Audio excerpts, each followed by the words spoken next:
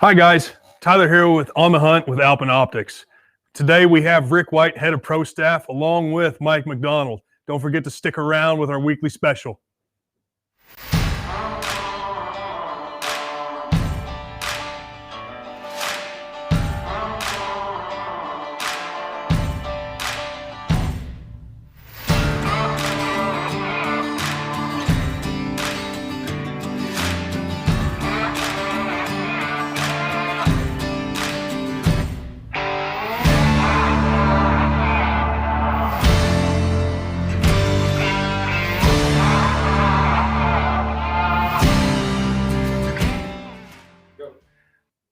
Hi guys, welcome back to another On the Hunt episode with Alpen Optics. Rick, how's it going out there? Oh, just super. How you doing down south of me here? It's just cloudy here. Other than that, it's not too bad. I think it was about 65 out today, but mostly clouds. So we have had absolutely beautiful weather for 3 days. It's been in the mid 60s. We went from 3 days ago having a foot of snow on the ground to very little snow right now. So, man, I've got the spring fever, that's for sure. So, Rick, who's a special guest that we got on the show today? Well, we've got fellow Pro Staff member and I hate to say it, but a good friend of mine, Mike McDonald from Elizabethtown, Kentucky. Mike, how you doing? Pretty good. Getting ready. Us a little bit. I know you've been on the show once before, but give me a rundown. Introduce yourself to the folks. Well, I'm Mike McDonald from Elizabethtown, Kentucky. I met Rick probably, 6-7 years ago, and we've been hunting together all over, really. And we're both still alive. That's all I'm going to say right now. We're, I know Mike. I know you. You're a big waterfowl hunter, and I think the last time you were on the show, we talked waterfowl hunting, and that's pretty much over. We're going to talk about spring turkey hunting on this show and probably for the next couple of shows, because that's what's going on. And I don't know about you, but I've got the spring turkey fever.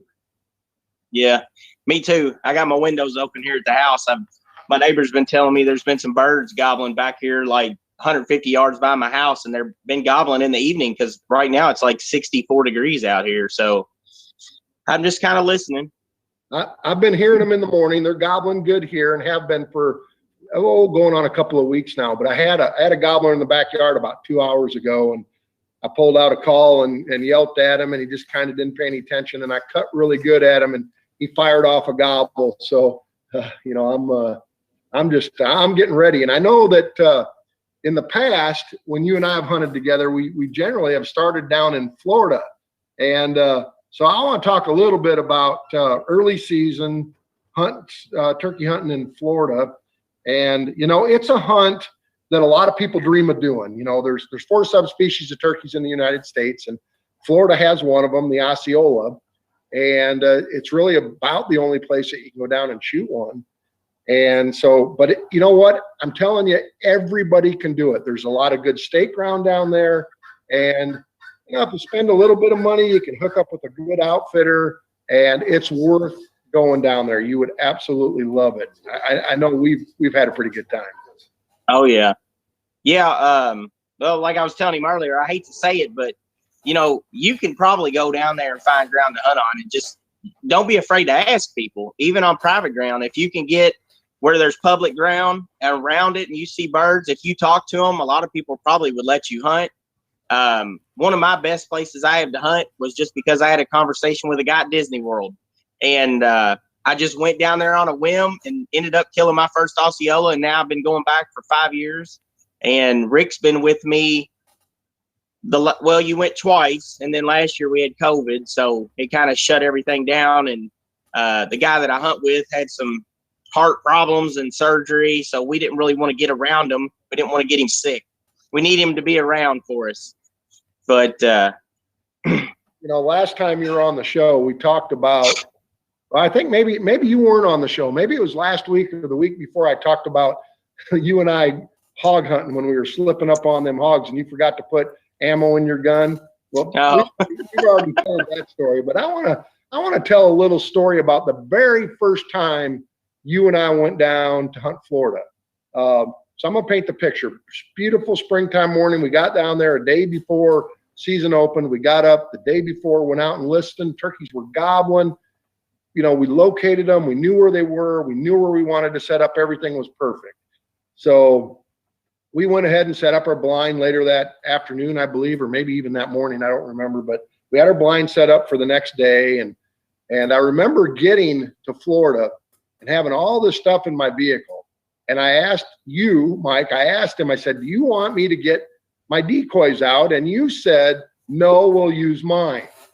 That's what you said. Now let me just tell you, before Mike chimes in, the story that I'm telling is the same exact story that the landowner would tell, okay? So we'll leave it at that. But so we got out the next morning. We're at the place. And how long a drive is it, Mike, from where we were staying? 45 minutes.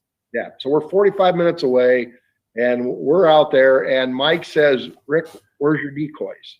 I said, what are you talking about? What do you mean, where's my decoys? He goes, where's your decoys? I said, in my car where you told me, you said I didn't need them. And all we had was a strutting decoy. A half strut decoy. Homemade job. And Mike would have thought that the turkey woods were on fire, that we weren't going to have any luck or any of this. And I said, don't worry, we'll be just fine. And we went to arguing about this and that, and we're getting in the blind, and we're walking down to get in the blind, and Mike, our landowner, turns his flashlight on, and Mike McDonald here yells at him, don't turn the flashlight on, turn that flashlight on. And he turns the flashlight off, and 30 seconds later, I hear Mike McDonald here screaming and hollering, oh, he stuck a tree branch in his eye because he didn't have the light on.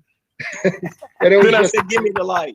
It was just chaos. But the long story of it, the short version is all the stuff that went on are things that you never forget. You'll always remember. And we had a great hunt, and we shot 2 birds that morning. So it was a perfect hunt. And the first one was probably, I wouldn't be scared to say it was the first bird killed in the north zone of Florida that year. Because, it was like 1 second after legal shooting light. It was still, Rick was trying to film. It was dark. All you could see was a white ball coming through. And after all that chaos, it was a disaster. I can't even explain it. But the bird must have roosted right where we parked the buggy at, because he had to have flown down right in front of the blind. And I said, Rick, there's a turkey. And he's like, where? And I said, he's right there. And it walked 2 yards in front of the blind and turned and walked straight to the decoy. And we still had probably 5 birds gobbling 75 yards from us. So we didn't really want to shoot it. But you did, and long story short, about a half hour later, we called in another one, and I took one, and we had a great hunt. But one of the things, just like pretty much anywhere I go in the United States, we got out there the evening before, and even roosted them, even though we heard them in the morning. We wanted to know exactly where they were, and we used an owl hooter. That's one of my favorite locator calls, is an owl hooter. So those of you out there that are wanting to determine what type of locator calls you have, the 2 locator calls that I carry on a regular basis is an owl hooter and a crow call. A lot of other locator calls, and they work just fine, but those 2 are my favorite. And if I was going to buy 2, that'd be the 2 I'd get. So Rick, I'm curious, and Mike, maybe you can help me answer this as well. What's the difference between Arkansas turkey, Iowa turkey, and Kentucky turkeys? Are they all the same? Is there a difference between them? Or, what are significant differences that our audience can look at if they're any of those 3? It's Southern twang. Well, me and Rick have our differences on this whole subject. I'm going to go ahead and say what I think. And it may not have anything to do with Kentucky. Of course, I live in Kentucky and Rick lives in Iowa. And I have never hunted in Iowa, so I can't say how their birds react or whatever. But what I do know is, as I was elk hunting in the western part of the state in Colorado, the further west you go, the dumber the birds get. Okay. And I'm not talking about Rick. Okay. I'm talking about the turkey. But But what I found is in more heavy populated areas, the birds are obviously going to be tougher to call in. They get more pressure. And Rick thinks that birds down south are harder because of the terrain, the swampy ground, the fences. You might get into a thicket and you might have a swamp between you and the bird, which can make it tough trying to get them to come around it. But out of all the places that I've hunted, I have to say Kentucky's probably got the toughest birds. And I believe it's because where I hunt in central Kentucky, close to Louisville, a major city, there's more hunting pressure. And when you have more hunting pressure, it doesn't take long to get the birds spooked, and then it just makes it tough. Yeah, but let's see what Rick has to say. Yeah, well, let me give you a little rundown on that. And I would agree to a point that every state has tough birds, and every state has easier birds. Now, I've hunted Kentucky for many years. I've never not gotten my limit of turkeys in Kentucky. And maybe just where I hunt, there's more turkeys. I don't know. Now, you go down to a place like Arkansas. Arkansas's turkey population is way down, and it's just going to be tougher hunting because the numbers aren't there, and they have the pressure. They have a lot of pressure. But the hardest turkeys I've ever hunted, and I've hunted a lot of states, but it's those southern states. It's those turkeys when you're hunting back in the swamps, whether it be Georgia, Mississippi, Louisiana, South Carolina, all those states, some of the hardest turkeys you'll ever hunt. And I believe that if you can go down there and be successful, you can go just about anywhere in the United States and have good turkey hunting. And Mike's right, as you go, and I wouldn't call those Western turkeys dumber turkeys, but they are easier to call in. That's just the fact. And, I've gone down to Florida and had some of the toughest hunts you'll ever have, but I've also gone down to Florida and had what I would call a typical Iowa hunt. Here in Iowa, we have lots of turkeys and not near as much timber as a lot of other states. So per capita of timber, we probably. What about laws in those three states, Mike? I don't know if the laws would be different in Arkansas versus Kentucky. Do you have any facts? About anywhere, but do what? South turkeys for me are some of the toughest, but it's also one of the best challenges for sure. Rick, well unfortunately, Rick, you kind of buzzed out. You look like you're froze there. Are you still moving? No, we're here. You're frozen on your end, or on our end, you're frozen. You're giving us a nice picture of your face. So, Mike, let's just me and you hang out for a minute. What are the law differences between that you may know of between at least Arkansas, Kentucky, or Iowa for turkey hunting in general? So, in Iowa, I believe, in non-residents can only kill one bird in Iowa. Yep. In Kentucky, you're allowed to kill two birds. You can only kill one bird per day. Okay. And then, of course, we have where I live. I'm close to public land, Fort Knox, which I hate to say, but you can kill two birds there, and their season actually opens about 3 or 4 days before our normal season. So you can go there and kill two birds before our season opens. Okay. And in Florida, you can kill two birds, but you can kill two birds in 1 day. Okay. So you could kill, if you caught in two birds, you could kill two birds and you're done. You're tagged out. Yes. Where most other states that I've hunted, Indiana, it's one bird.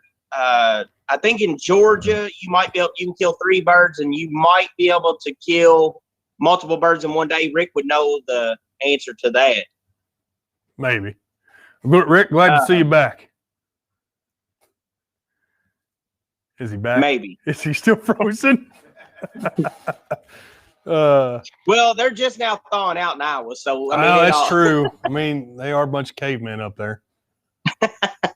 But I mean, as far as you guys hear me, or yeah, we can hear you. Now. There you are. So Rick, we're kind of just talking, me and Mike, about. Can you hear me okay? Or yeah, I think it may be just your end. You're locking up quite a bit on your end, from what we're seeing. But me and Mike are just talking about just state laws and the differences between them on the turkey season. And I was curious if you had anything to recap on that, if you're available. If not, then me and Mike can just continue on discussing. So, Mike, Yeah, a couple questions that I'm curious about is, I'm assuming you use shotgun for turkey. What comfortable distance, or what do you feel comfortable at shooting with a shotgun for a turkey? That's actually a great question. I mean, right now, I consider myself a veteran turkey hunter, and Rick is a lot better hunter than me, as bad as I hate to say it. Rick, I mean, he's been doing it for a long time. Well, he's not here, so he won't know. Hunter. I think I'm back on. Am I not back on now? Well, hang on, Rick. Okay, I'm back. I don't know what happened. I got kicked off, it said, so. Go ahead, Mike. But anyway, like I was saying, as bad as I hate to admit it, Rick is a better hunter than I am. He's definitely a better caller than I am. However, I consider myself a veteran turkey hunter. I mean, I usually tag out where I'm hunting. And the big topic now is like, these people are wanting to kill birds at 75 and 80 yards. And, to me, that's just not turkey hunting. I mean, like Rick's going out and he's killing 6-8 birds a year with a bow and arrow.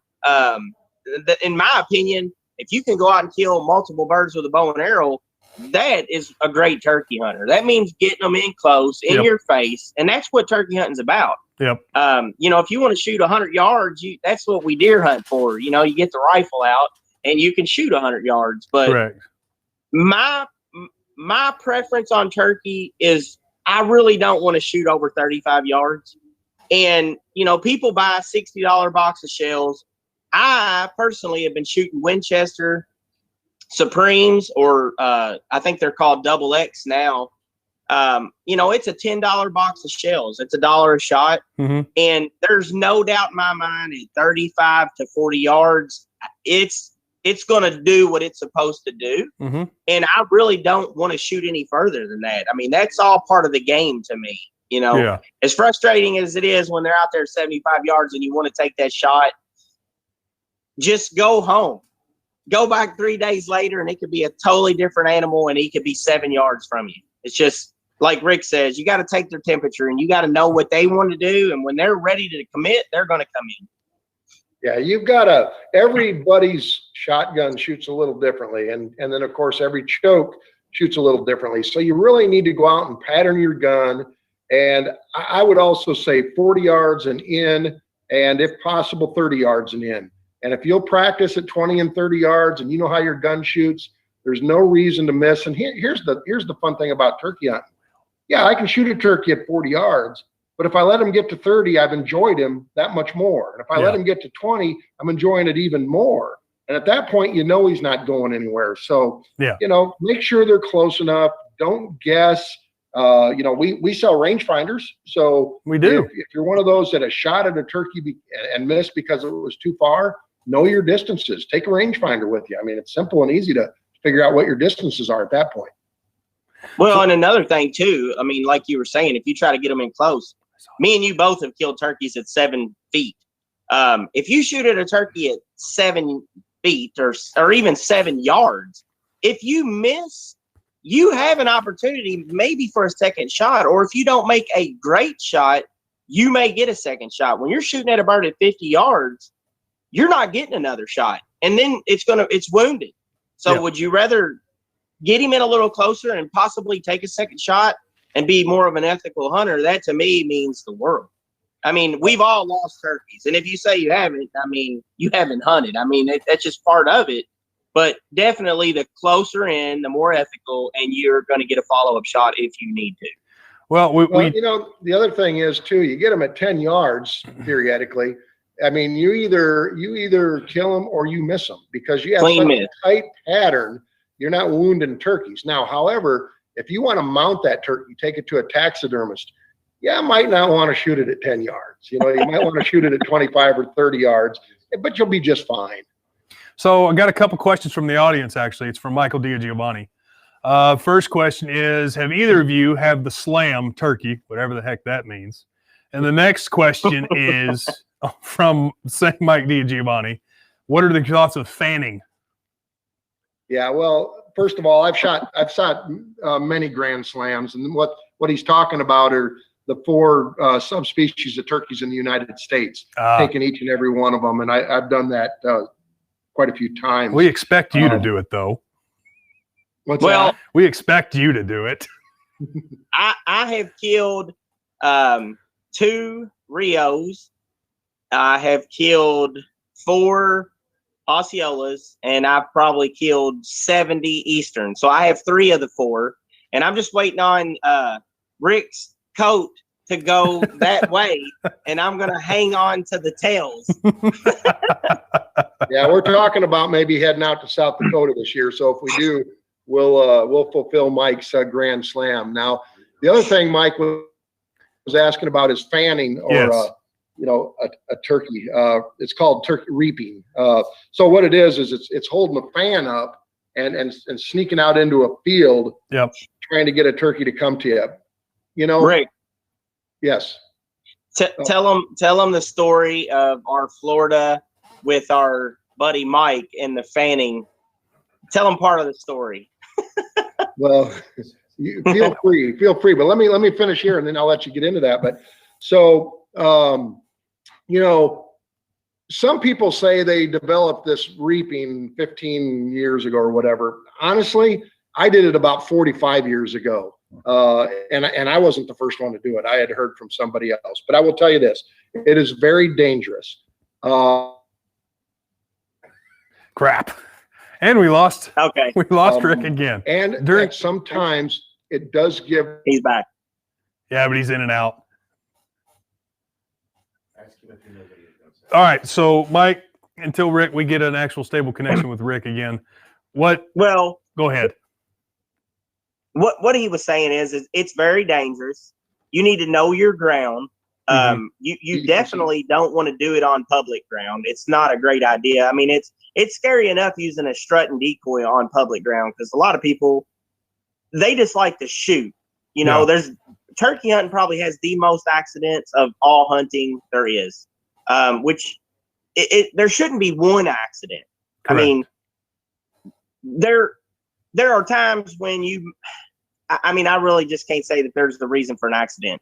But when you're behind a fan or you're creeping through a field, if you don't know your surroundings, turkeys are probably one of the most poached animals there are. Correct. I mean, even being close to a road, you could have some road hunter that shoots at you with a rifle.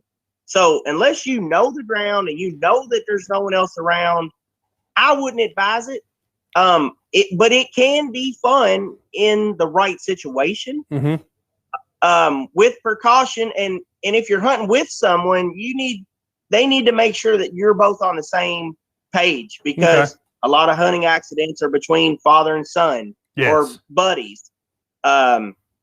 But like I was going to say, we had an instance in Florida the first year we were down there, and it's a great story, but the gist of it is me and Rick were tagged out. We killed all of our birds in the first 2 days, and we took the landowner with us.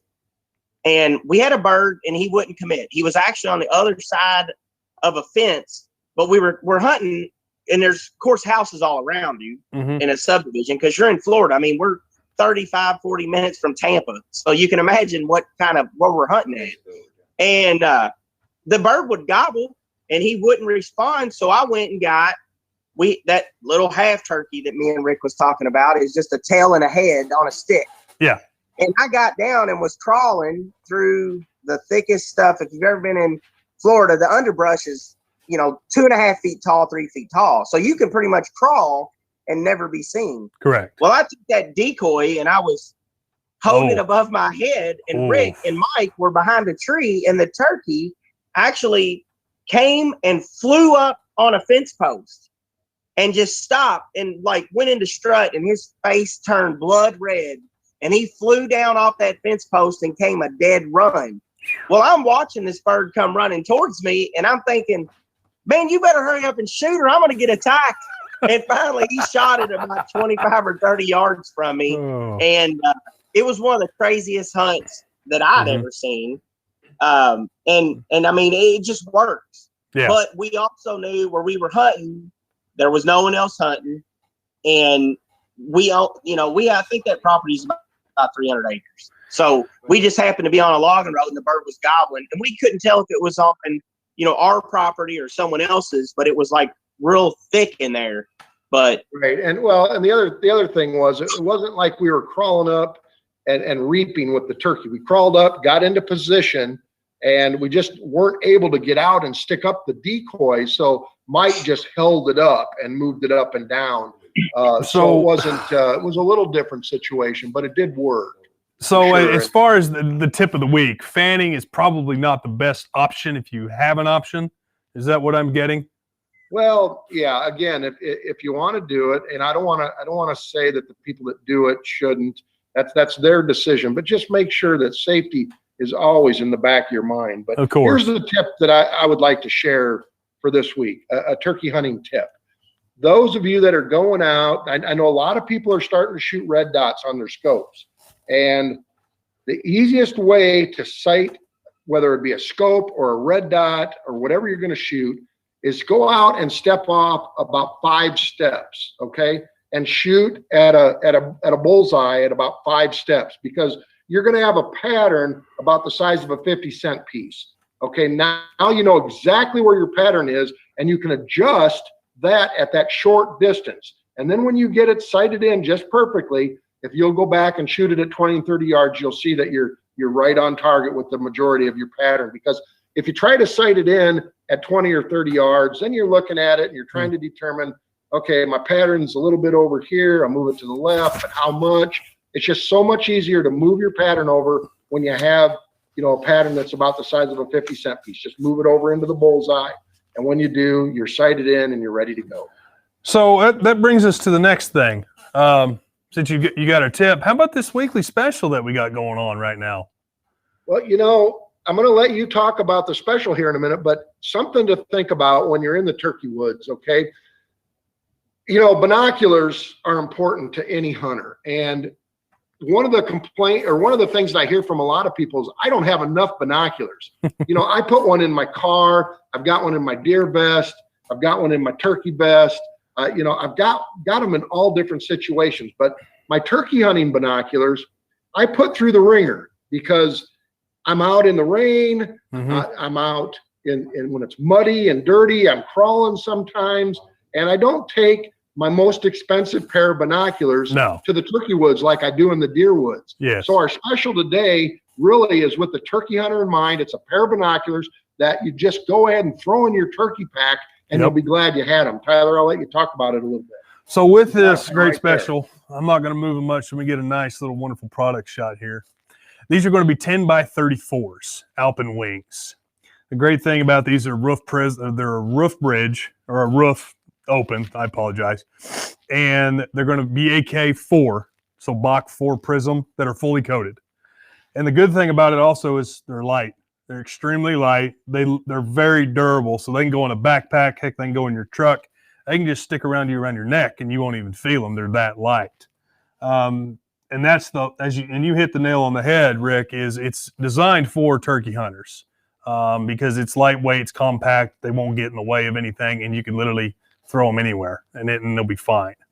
But if you make sure that you go to the website at wrestlerusa.com or Alpen Optics and enter the code on the hunt, which is a 50% off of this beautiful binocular at $159.99. Boy, you're getting a heck of a deal at $80. I'm telling you.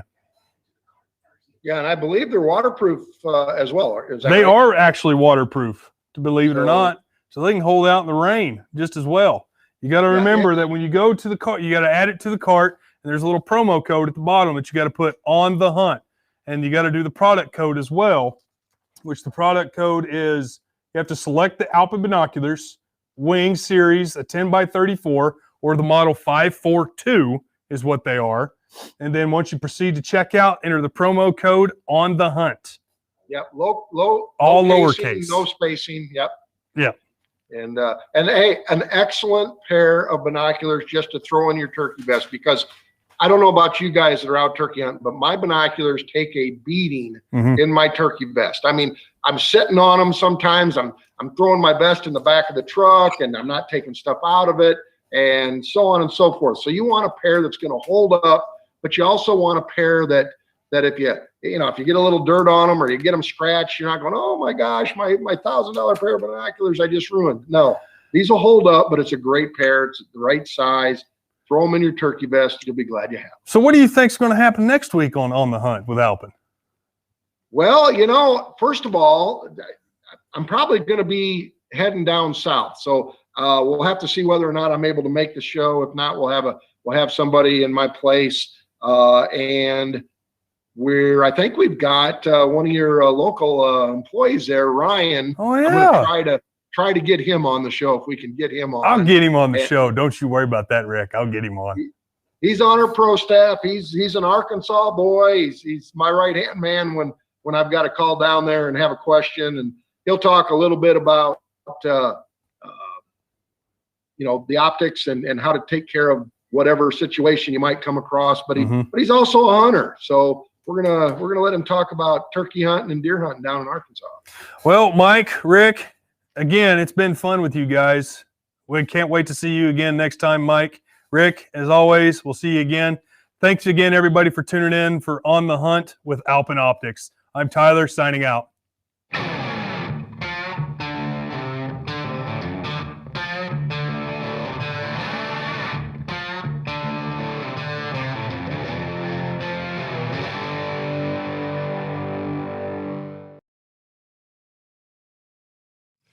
You know, good optics are a must for a hunter, particularly binoculars, not only during hunting season, but times like this when it's time to start scouting.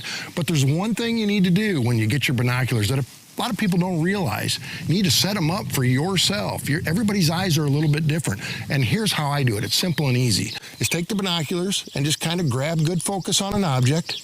And I go and put my hand over the left lens. The diopter ring, which is on the right side, I will go ahead and adjust that until that right eye is in focus. Once it is, I take the hand off the other side, both eyes in focus, and you're ready to go. It's simple and easy, and it's a must that you do this before you go out and use them.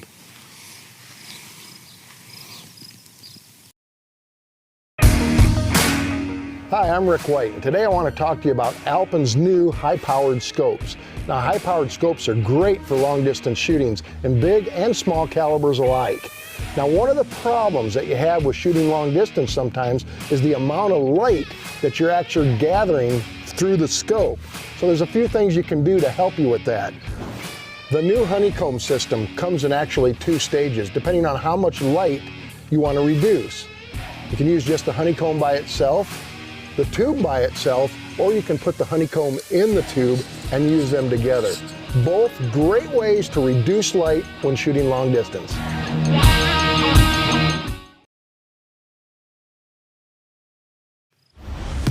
You know, good optics are a must for a hunter. The new Alpen Tetons. They're lighter, they're better in low light, excellent glass. You'll be hard pressed to find that glass for under $1,000. Everything that you would want in a pair of optics. I know what I'm looking for, and once I know what I'm looking for and find what it is, that's what I'm interested in buying.